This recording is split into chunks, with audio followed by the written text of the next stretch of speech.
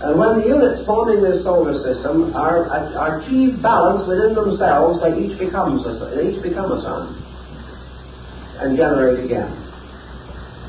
Now in man, the Chinese say, he receives his spirit from imperial heaven, the Yellow Emperor.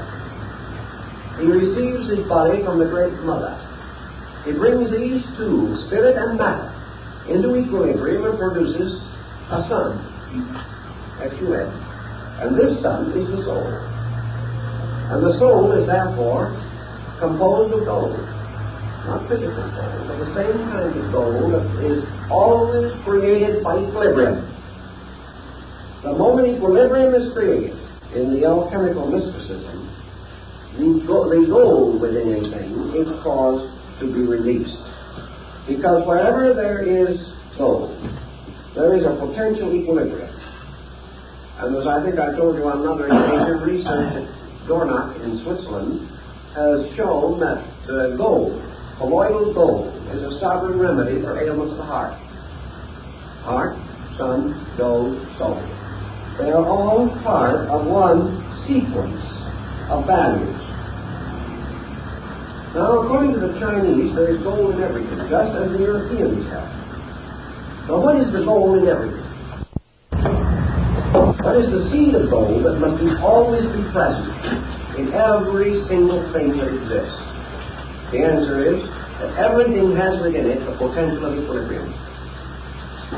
All things have the possibility of being synthesized into balance.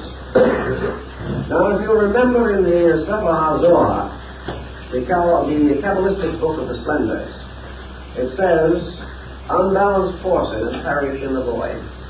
Thus passed the kings of Edom and the giants of ancient days.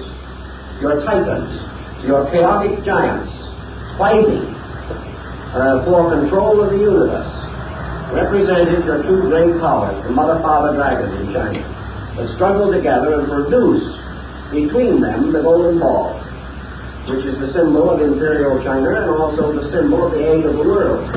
When ether and chaos among the Greek philosophers, the Orphics, struggled and strove between themselves, they finally formed a whirling mass, which became the golden egg of Phanes, which burst forth to release the Logos in the creation of the world. So from the strivings, from the struggles of the unbalanced elements, came again the golden age. Now the golden age on earth is the age when there was no conflict, when everything lived in peace together. This was the first and most glorious of the yugas, the great age of the gods. It is always the same essential symbolism. And gold, heart, sun, man. All these relate to this mystery of equilibrium. So the Chinese, naturally, following all nations that have had metaphysical speculation, came to the conclusion that in some way man's own nature, the etheric field, the magnetic body, his aura, the totality of it, was a body, a crystal room in which his soul was generated. And we hear in the age of chivalry how Merlin went to sleep in an age of glass. We hear how the Hermetic homunculus is created in the womb of glass. We have this glass, which again is the psychic field of the human being, in which the mystery of his own equilibrium takes place. This mystery of equilibrium is represented in the Chinese by the yang-yin combination.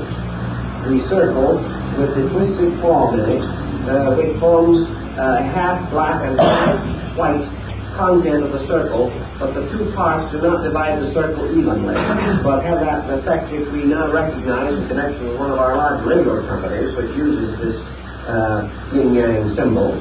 And also, I believe it was used for a number of years as a symbol by the technographs. It is a symbol of the two half spheres, but they're in motion, so that the hemispheres appear like two sperms, or two living creatures, sometimes each one with a dot or eye in it. Occasionally, this field is divided into three twisting sperms, and is often surrounded by the Hongko and the various emblems, the trigrams and the hexagrams of the Chinese I Ching or classical changes. But this motion of God in all things is released by equilibrium. So we have the problem of bringing the human being to equilibrium. And to achieve this end, we must bring about that which is supposedly impossible. Because alchemy begins by assuming that the first experiment means the accomplishment of the impossible. And that impossible, as we mentioned in one of the other talks, is to make fire burn in water and water support the flame. It means that we have to achieve the absolute unification of two utterly divided factors. In alchemy, they say, well, it is done because heaven and earth are man and woman. And man and woman unite and produce the sun. They produce Tripity. By their union, they release Tao, and Tao becomes a new being and lives. Therefore, the absolute polarities can come together and do. A generation, both physical and spiritual, is under the same rule. But in the problem of man's achievement of the stone, he has a spiritual seed, a spiritual profundity, a mystery that is completely free in space. The unicorn that can only be captured when the virgin ties her scarf to his horn. This absolute motion must therefore come into absolute reconciliation with that which is absolute stasis. That which is immovable must meld with that which is ultimate and eternal good. Spirit and matter, good and bad, life and death, dimensions, up and down, in and out, must all come to an absolute neutrality. So how is this to be accomplished? There's only one possible way in which it can be accomplished, and that is by an art which is capable of dominating and perfecting the work of nature. To achieve this art, then, in the case of man, the hermetic adept must appear. The mystery must be solved through the recognition of the formula of the complete transmutation. Now, in the Chinese philosophy, this formula is stated somewhat differently from the way that it is stated in Europe. And this formula in Chinese philosophy is something like this. The human being has an inside and outside. These are his opposites. Halfway between the inside and the outside is a focal point, which he calls self. Therefore, self, or ego, is a movable point somewhere within the chemical field of the mingling of the internal and external. Self is sustained from the outside by the sensory perceptions which are constantly contributing to its existence. Self is sustained from the inside by the descent of consciousness into specialized fields of action. So this self moves with the individual. It is a wandering point. When I look at something, I move myself into that thing. I stand in front of a picture and I enjoy it very much. Myself has gone out and enjoyed the picture. After looking at it for a few minutes, I get tired of that and I think of myself again, and it goes into my pocketbook perhaps and stays there for a little while to make sure that everything is safe and sound. Then after a few minutes more, it has another little bit of vagary bestowed upon it. It travels elsewhere. It travels off into something I want to do. I want a vacation next summer, so it goes off and joins the pine trees up in the mountains somewhere while I will gather. Then the self comes back and thinks a little bit about the job it's supposed to be doing to make a living here. Then the self drifts off and identifies itself with family and friends and children and begins to worry about them. Then the self picks up the new daily paper and at this moment identifies itself with the stock exchange. This self is forever moving upon the focus of its own point of awareness. If I have a pain, myself is there. And that is why it hurts. If I have two pains at the same time in different places, myself is hopelessly confused and forgets to hurt in either one. because it cannot divide. If I stub my toe, myself immediately anticipates and visualizes the process of falling. When I'm hungry, myself goes out and wraps itself around the concept of food and begins to draw it towards me like a little amoeba or something of that point, or a gastropodia of some nature.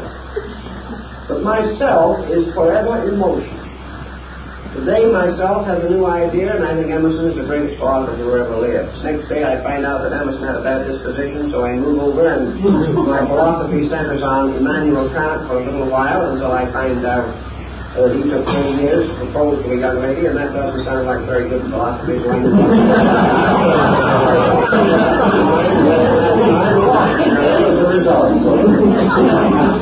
little by little, myself moves around. Myself takes on illusions. Then he gets disillusioned. Then I hate everybody. I hate everybody but myself. Because I will never accept responsibility for what I do if I can possibly avoid it or shift it anywhere else.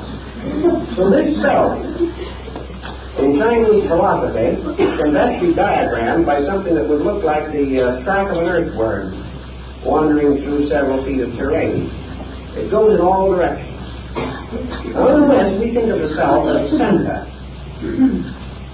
from which everything radiates and which forever remains the same. But the Chinese and the Hindus do not. They recognize this self as something that is like a will-o'-the-wisp, and its abode is anywhere and everywhere. And that it is an untamed thing, which has to be bridled, and it has to be captured and held and trained, like the wild horses of the gods, or no one can ride it. And that in this wandering around from here and there and everywhere, there is no balance. And that the work of alchemy is to draw the self inevitably and irresistibly to dead center and leave it there, so that it occupies the position of the dot in the circle. The moment it reaches dead center, it ceases to move, and everything else moves around it. This dead center is the true formula, the true point of the precipitation of the stone. Now, how to get this true dead center involves practically every system of philosophy that we know.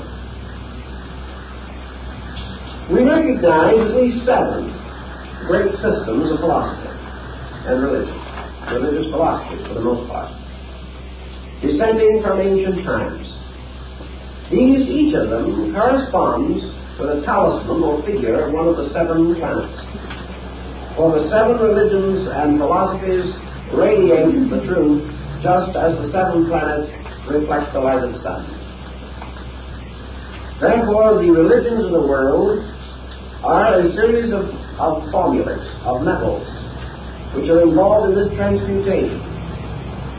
And whether we like to believe it or not, the essential principles of all these 7 must be used to project the stone, because all these elements must release the diamond core which is in them. And the world, in its search for the transmutation of the world body or world form into the world soul, must and has achieved all that is achieved through the alchemy of the transmutation of the 7 planets or the 7 great religions and philosophies. They are all part of the same formula, approached on a different level. So here we have man surrounded by his 7 sensory perceptions, 5 active and 2 latent, and we have him trying to transmute the wanderers, which is the meaning of the word planet, and bring them into a focal point. And in this focal point to generate the diamond self. Now the self, instead of being actually the source of these various energies, such as will, thought, emotion, is really the focal point of their own activity. Man's self does not generate his emotions or his thoughts. His emotions and thoughts generate his stuff. Therefore, the self is often the victim of heredity, bad heredity, in this particular case. The imbalance of emotions and thoughts represent themselves to her as the crippled offspring, like the Egyptian god who was lame in his feet because of the sins of his parents. And in this case, the sins of the parents are the sins of the heart and mind, resulting in the deformity of the soul. So we have the problem of getting this projection of the soul, the absolute equilibrium. And in the Chinese thinking, how do we do it? We do it by following very closely upon the basic instructions of Lao Tzu. Inasmuch as the Chinese insist that this wanderer, the centralizing self which is never centered, is forced out of center, that it wanders because it has to and not because it wants to. It wanders because it is the victim of the intensities of the emotions and the thoughts. Whatever we feel, whatever we think, the self must serve. Therefore, we bind the self like Samson was bound to the millstone of the Philistines. We blind the self as we blinded Samson. And we make this focal point the slave of what we may term emphasis. It is the thing by which we attach ourselves to any given object of attention. It is supported by our own will to do these things, by our own desires, by our own strategies, by our own thoughts. And these things are constantly forcing the self out of center, forbidding it to return to center, and identifying it with some unbalanced part of its own field. Lao Tzu, therefore, taught his disciple that the thing that is necessary always is to restore the self to the center. And as the self approaches the center, it approaches the state of Tao. And as it approaches the center, it gains control of the circumference. Because it can never control the circumference equally until it is in center. How does this occur? Lao Tzu says that it occurs by the gradual reduction of the active principle which we would term the energy field in man, or the libido. It is achieved by the individual ceasing to direct the motion of life.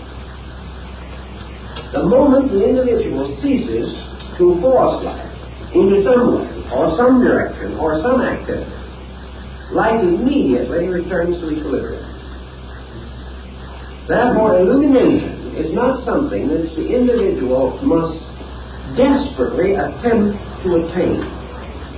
It is something that he is desperately attempting to prevent, even while he is constantly talking about its desirability. It is not that this path of Tao, the road which is Tao, is as difficult as the symbolism suggests. It is that the individual himself refuses to walk in a straight line. He refuses to permit the principle of Tao to operate. Now we can use an old example taken from one of the Chinese classics to point this situation.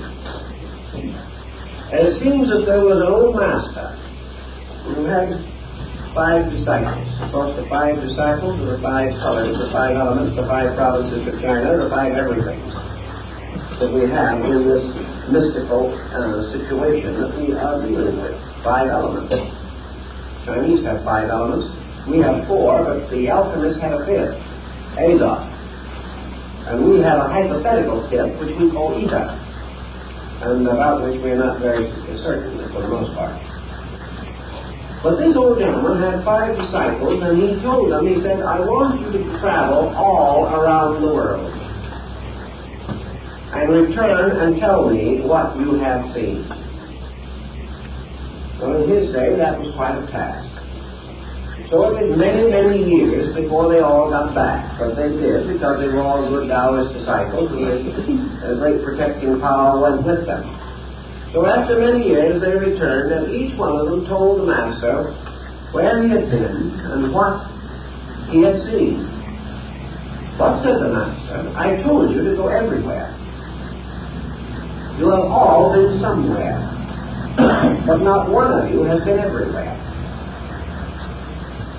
Because there is not one of you who has visited every place. And they said to him, Master, we couldn't do it and get back.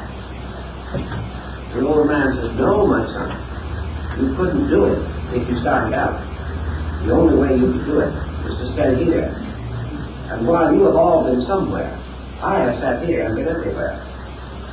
In other words, you cannot go there by that method. But if you attain a certain condition within yourself, you are there.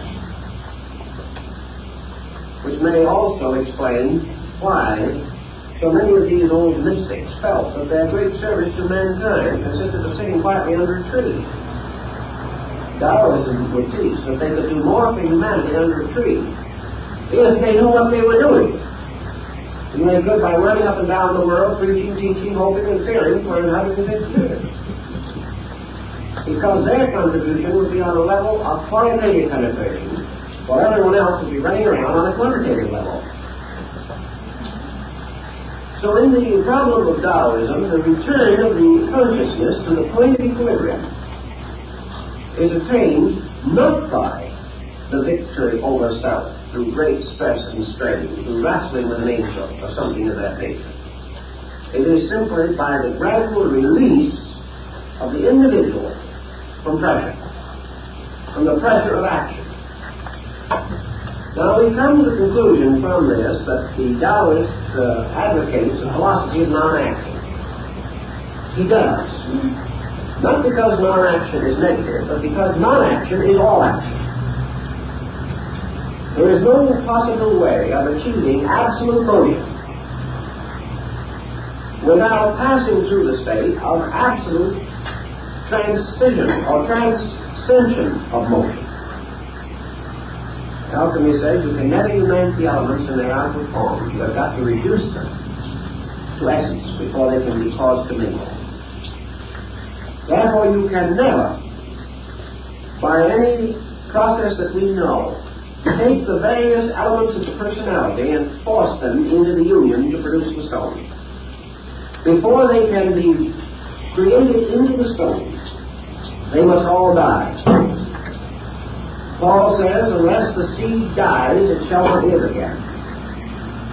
And Taoism says that unless action dies, the individual can never achieve absolute action.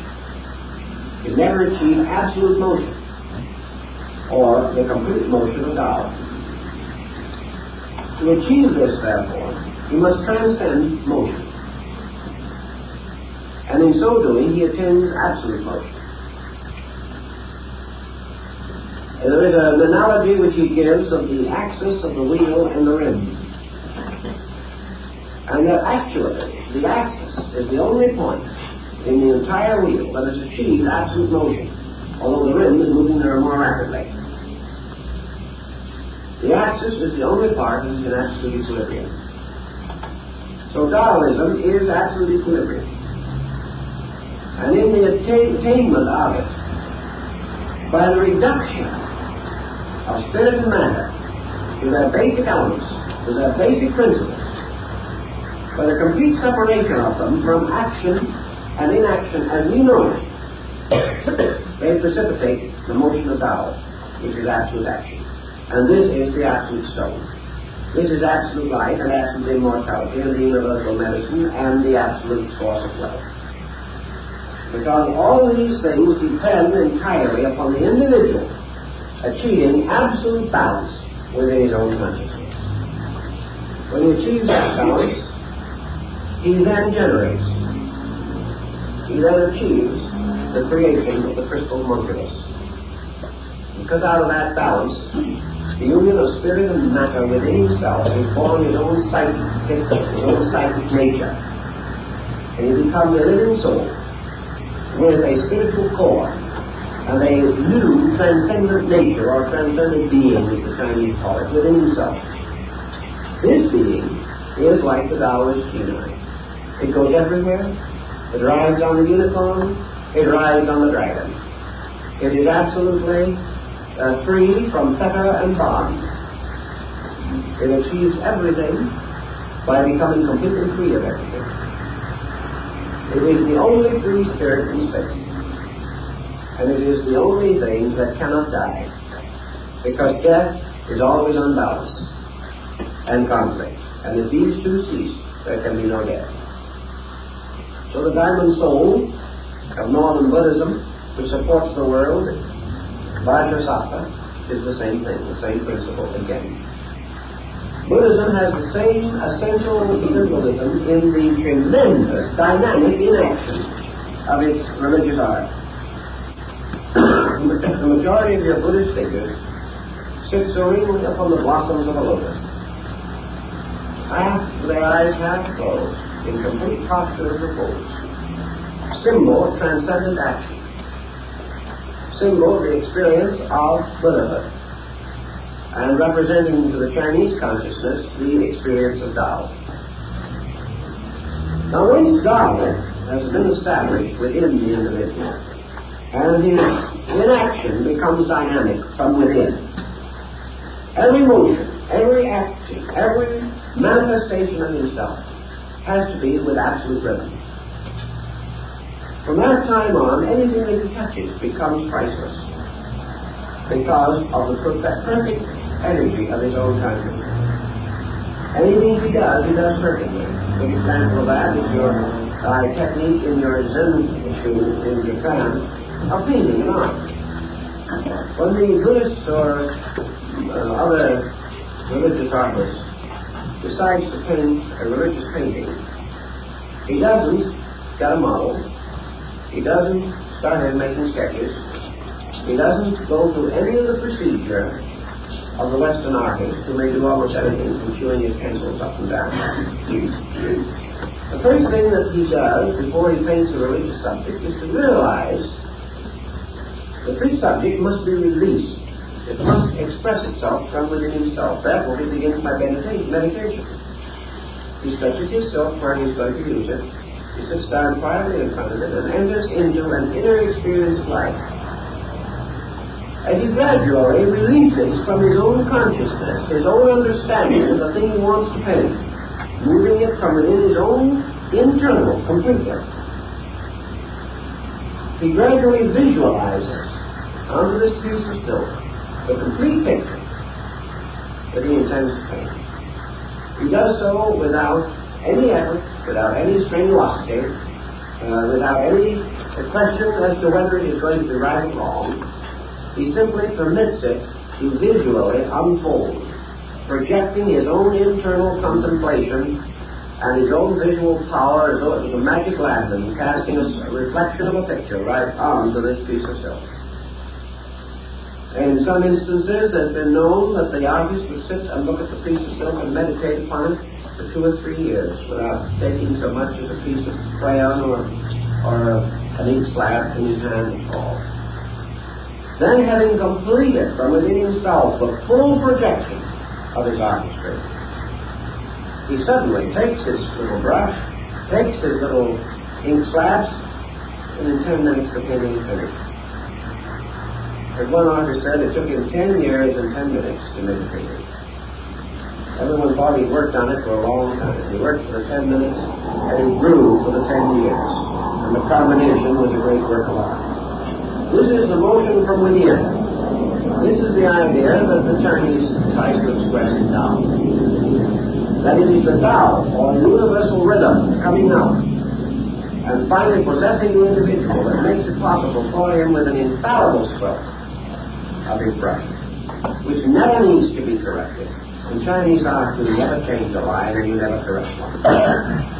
It has to all exist within your consciousness, and even your hand has to be so accurate and so completely possessed by the picture that many Chinese artists, when the time comes to paint it with their eyes closed and never have to change the line. They have visualized this thing, their hands have actually visualized. The great Shingon monk in Japan, Kobodaichi, had such tremendous concentration of power in this particular situation that he placed a brush between each finger of both hands, remained in meditation until he had completed the concept of his picture, dipped the brushes this way into 10 different slabs, each one with a different shade, and with his eyes closed, painted the picture with 10 brushes at one time, because there was absolute concentration within his own consciousness. Now this is the stone, as far as China is concerned, this terrific power. This man can never need anything in this world, because his own incredible internal can sustain him through anything. In India, a holy man going through the forest is seldom molested by an animal, simply because his consciousness will not permit it. In the Eastern Chinese concept, the entire projection of this from within self is so tremendous that it corresponds with what the Western alchemist calls projection. He uses the term in European alchemy.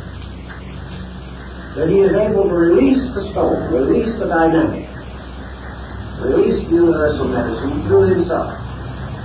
There is also a story in China of a great artist priest who was called to tend to a man who was sick. And after he had sat and watched the sick man for some time, this monk asked for a piece of silk. It was set before the sick man on a little frame such as they use for painting. And after watching the sick man for a certain time, the monk reached over, dropped his brush into the ink slab, raised the brush and made a peculiar line on the silk, just one line. The sick man got well, because the monk had captured the peculiar rhythm that was broken. And as the eyes of the sick man followed the rhythm of the line, it restored him internally. The Pythagoras claimed to have done the same thing by striking one chord from a lute. He was able to cure all kinds of sickness in that way. It was the symbol of the line. So in Japan, also among the Zen Jews, you will find the fable or legend of the monk entering into meditation of the most profound nature. And in his meditation he drew a door on a piece of silk. He sat and watched it, and according to the story, visualized that door. Finally he got up, opened it, and went through the silk into Nirvana. Never returned. Now these things are no more remarkable than the idea that Roger Bacon was able to pay for the Crusades by artificial gold that he manufactured in the Tower of London. They're all parts of this story. A story which has been ridiculed because of its outward appearance being sheer fantasy. For the story which has to do with the entire internal life of the human being. A life which is controlled by the centralizing of consciousness. Daruma, the patriarch of Zen, had an episode in his life that is a little reminiscent of the story we find in the New Testament. Daruma, in meditation one day, was walking along by the side of the sea. And after he was long in his meditations, he suddenly sort of came out of this trance-like condition of ecstasy in which his mind was one with the infinite, and suddenly, to his amazement, observed that he had walked out several miles under the surface of the water. The moment he realized he was out there, he sank. For as long as his consciousness had been held in complete suspension, he didn't know it. He didn't see it. They also tell many similar stories about the power of this internal. Now once he says this power is real, that it is possible to achieve this tremendous victory over phenomena by the complete integration of the luminal part of the internal nature. This constitutes not only a victory over the world, but a victory over the great cyclic laws which control the activities of the unenlightened. Buddha is said to have risen victorious over the power of the 7 planets. In the same way, the alchemist, transmuting the 7 souls which make up his psychic nature, and attaining complete transcendence over them, and causing them to form the diamond soul, or the great adept self, achieves complete release from any limitation conceivable to the human mind or emotions. Therefore, he is completely without stress or strain. He is without tension. He is without needing. He is without any imbalance within his own nature. Therefore, like space itself, he is immortal.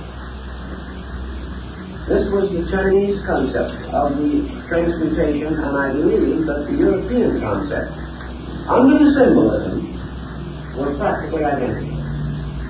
There is no question in the world that this symbolism moving into the Near East influenced Arabic thinking, and much of our so-called chemical speculation came to Europe from Arabia and from Iran and from other areas in that general region. These chemical and physical chemical experiments are interesting for another reason. Which came first? Was alchemy the mad mother of chemistry, as some would have us believe? Or did physical chemistry arise from man's gradual recognition of great symbolical patterns within his own psychic nature? Is chemistry one of the expressions of the soul itself, interpreting itself through the symbolism of medicine and chemistry, and to a certain degree in philosophy and mathematics, all of which are involved in this subject? I am inclined to think that the alchemical symbolism arose out of man's own psychic recognition of these laws, and that man, attaining to a degree in sleep the relaxing from tension which he does not experience in daily living, that in sleep and dream phenomena he comes a little nearer to the threshold of this equilibrium. Sleep is probably a kind of equilibrium on a negative level. It is a kind of transcending of action. Therefore, sleep, death, initiation in the mysteries, all of these were always carried under one group of symbols. Sleep was always a symbol of death. Death was always a symbol of initiation, because it represented a transformation, a complete change of polarities. And in alchemy, the death of the metals, the death of man's 7 souls, must precede the resurrection. And in the Christian alchemy, from the death of the 7 souls arises the messianic soul, which is seen as Christ rising from the tomb within the bottle of the alchemical experiment. If then we have this group of symbols all over the world, they seem to be trying to tell us that there is a strange and secret art, an art by which man may break this vicious circle of his own inadequacy. And whether we call this alchemy, or whether we call it Raja Yoga, or whether we call it mysticism or Sufism, or whether we believe it to be the religion of the dervishes, or Platonism, Gnosticism, or philosophy, whatever we call it, it is all dealing with one thing, and that is the projection of the diamond soul. And that this diamond soul of alchemy is the soul in equilibrium, by means of which the individual becomes completely attuned to what Lao Tzu calls Tao, or absolute equal receptivity to universal energy. The universe around man, within man, is Tao. According to Lao Tzu, this universe is not only infinite life, that is infinite wisdom, truth, love, law. It is not only all these moral things, but it is infinite nourishment, infinite supply, infinite availability. Everything that exists consists of Tao and nothing else, because there is nothing else. Everything that changes is Tao changing some appearance of itself. In its numerous and multiform appearances, Tao seems to be many things, but in its essence, it is one thing. Man, using the faculties which he has on the level of mind and emotion, looking at the universe, sees many things, but does not see Tao. Yet each of the many things that he sees is Tao. Therefore, he can say Tao is white, and he can also say Tao is red. He can say that it is sky and earth, that it is water and air. He can see it in the eyes of his child. He can feel it beating within his own breast. All of these things are Tao. But because of his nature, this Tao is infinitely broken up. And he can also see the phenomena of two things outside of himself in war with each other. He can also experience two feelings or two impulses within himself at war with each other. Therefore, he experiences through the division of his own faculties Tao as infinite diversity. He comes to it from an Aristotelian point of view. He cannot see the tree for the leaves. He cannot see the city for the houses. He may go so far philosophically as to admit that all these houses are part of the city, and that all these leaves are part of the tree. But in consciousness, he is experiencing the many leaves and not the tree, because that is what the faculties reveal to him. He looks out and he sees 10,000 stars, but he does not see the one star. For that star must be born within himself, shining out of the east of his own soul. He sees all these things and he is profoundly moved by them. And he says, God is wonderful. God is glorious. God is beyond estimation, because God can maintain all these things. And that there is an infinite power somewhere that can keep these thousands of millions of worlds radiant and rotating and revolving in their mysterious orbits in space. Therefore, we come to the concept of deity as infinite immensity, absolute power, tremendous authority. But always there is the star and the earth. There is the water and the moon. There is man, there is hunger, there is death. So man lives in this tremendous experience as within a great vessel. And he knows that he is living in a world of absolute energy. Yet he must work with this energy to transform it so that it will work in a combustion motor.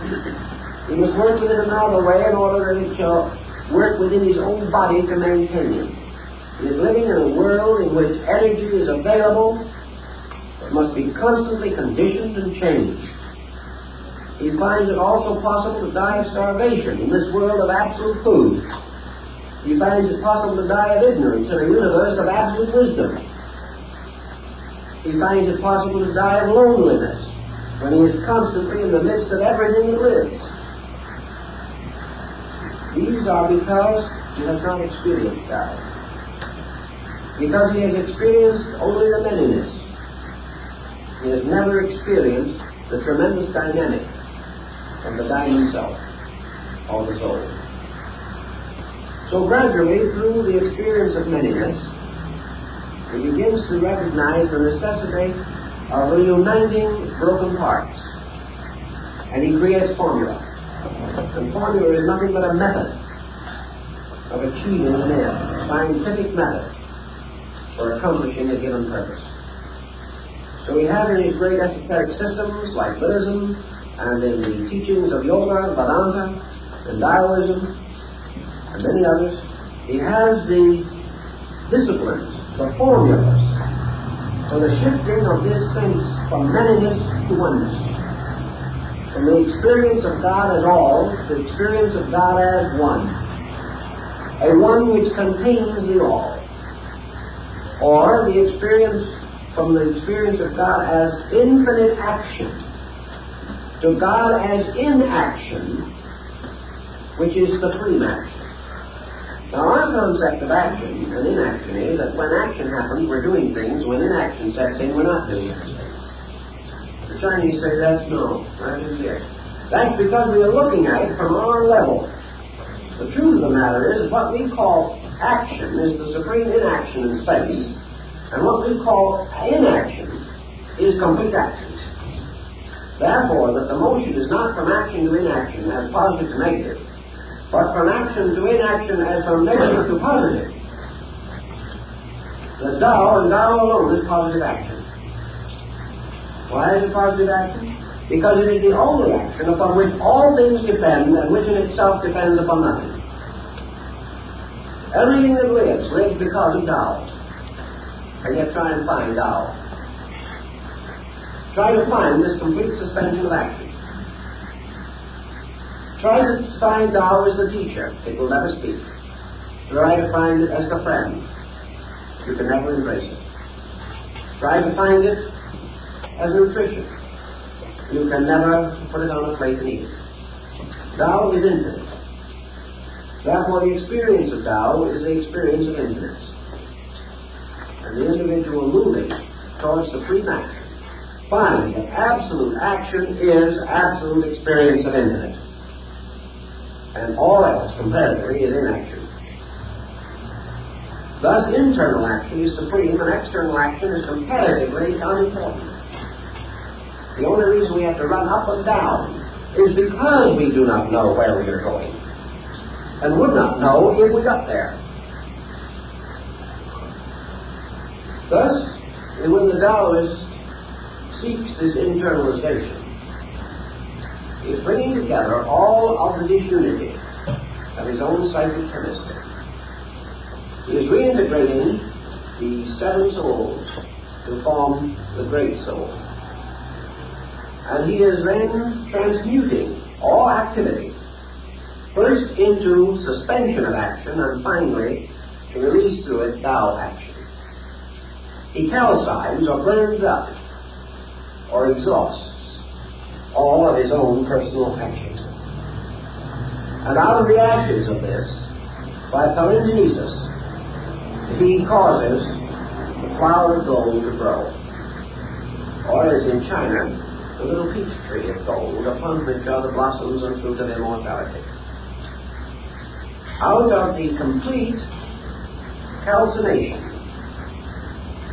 of all of the negative aspects of action, he releases Tao through action. Tao is the tree. In the Chinese formula, when man ceases to make mistakes, the great virtue operates. And it cannot operate until he stops making mistakes. So wisdom lies in ceasing to make mistakes. It doesn't lie in knowing all. It lies in no longer breaking laws. And then this state is reached, this state of equilibrium. Then the gold grows. The seed of the soul is quickened by the suspension of action or by the reconciliation of broken parts. And immediately it grows. Bentley gives us the same story in the Mysterium Module. The tree of the soul rising from the root of gold is nothing but Tao growing up from the seed of equilibrium in human consciousness. And when this has been achieved, this tree also carries the 12 fruits which are for the healing of the nations. It is the tree of life. It is the sacred soma plant. It is everything which is for the nourishment of all that lives. But when this tree blossoms within the human soul, then we have the wonderful tree of the metals. We have the wonderful tree that is guarded forever and guided within the secret garden of alchemy, in which there are many drawings and figures of the ancient books. And also, in a strange way, this is the very peach tree under which Lao Tzu was born. Because he said he was born under a peach tree. Well, now everyone assumes that this is merely a little historical episode gathered from somewhere. But the tree under which he was born is the tree of immortality of the Taoist paradise. And no one seems to have paid any attention to that at all. So that when he was born, they didn't name him Lao-Tzu at that time. They named him Little Peach Tree ears, because he had very large ears and was born under a peach tree. Now, why did he have very large ears? Because Taoism is a religion of very large ears and a very small mouth. Lao-Tzu lived and taught for many, many years and left only 5,000 characters behind him to summarize his entire philosophy. Taoism is not a philosophy in which you do a great deal of talking. It is a philosophy in which you are forever accepting into yourself, not giving out. But in accepting into yourself, you prepare for the release of the splendor of the sun. For once this tremendous jewel of immortality is cast within yourself, you burst into a sun. And from that time on, you are raised, warm, and preserve all life. And you become the parent of another order of life. And a new series of peach trees rise in the garden of immortality. And having achieved this, and having perfected oneself in it, according to the Taoist theories of the transcendental period, not the original period, Lao-Tzu did not have this particular concept, but it followed in his teaching. After the achievement of this adepthood, after the wonderful mystery of the soul has been perfected, then the old Taoist adept goes off to seek the land of his brothers and lives forever with those, like himself, who have made the transmutations. Now, in the Greek legends, I think we can see pretty well what happens, what it meant. For what happens when the Greeks achieved great heroism and then died? Why, the gods always picked them up and made constellations of them. They were always set in the sky, and therefore you have stars named for all the heroes and nymphs and all the wonderful beings. The crown of Semele was taken up after death, and the chair of Andromeda was taken up, and the winged horse Pegasus went up there. Everybody became a constellation after they had made good, so to say, in whatever their problem might be. So the old Taoists when they got through, they went up to heaven and became stars. What is the star? Just another symbol of the diamond soul. It is just another symbol of the radiant sun around which a new order of life is going to grow. Because when men cease moving around the center, they cease to be planets and become suns. When human beings cease to move around their own centers, they cease to be wanderers and they become sages. And as they become sages, they become alchemists. And sitting quietly within the mysterious nature of themselves, they take that little furnace, which is the heart, which has the warmth within it, the point of fire and life, and in this heart they accomplish the creation of the universal medicine and the wise man's stone. But in the West, we would have a lot of equipment to do that with, and they did even in the Middle Ages. Because we have never yet realized, as fully as the Asiatic has realized, how subtle these things are, and how always the symbolism is internal, regardless of the fact that we insist on building a laboratory and setting aside $50 million for the research. Then we think we're really getting places. And the Taoists would ridicule us how to face, although on the outside, being a good Taoist, you'd probably agree with us and chip in $4 to help build the laboratory. Because he feels that it would be quite necessary to answer the fool according to his policy. But in the alchemy itself, it is all this internal mystery of man ceasing to be a planet and becoming a sun, ceasing to be a base metal and becoming a star, ceasing to be a series of separate parts, each struggling for supremacy, and uniting these parts through their death and resurrection, that they may all become the vehicles or manifesting centers for the dissemination of Tao. For when this complete equilibrium is reached, in the silence and the mystery where all parts mingle, where the seven colors unite to restore the white light, in that center Tao moves through. And moving into manifestation transforms man. For the planet is one who is moved by the sun, but the sun is one that moves the planets. And the spiritual source moves other things and is itself unmoved. But those who have not achieved this source are forever moved and have great difficulty in moving anything themselves. So with alchemy and the Chinese viewpoint, it is this creation of equilibrium and the release of the eternal, going into the tree, bears upon it the three great mysteries: life, immortality, longevity, and eternal wealth. And this is the great treasure. This is the treasure of the Arabian Nights entertainment. This is the treasure that all men come to seek, and to which they turn after all other treasures have failed. Now, there's much that can be discussed about these subjects, but I think this gives perhaps a little oriental slant on the Western subject, and may help to make this a more rounded out series of discussions. Well, I think time